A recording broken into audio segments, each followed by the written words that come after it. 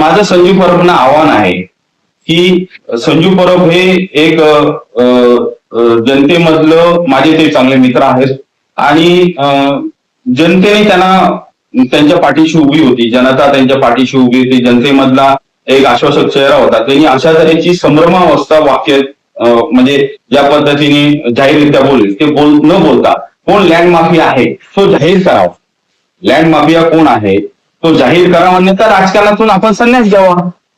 ही खऱ्या अर्थानं एक गोष्ट महत्वाची आहे, जनतेचा विश्वास तुमच्यावर आहे.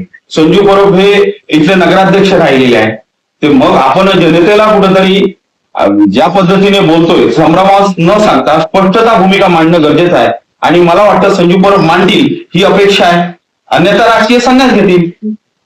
तर माझं संजू परबना आव्हान आहे की संजू परब हे एक जनतेमधलं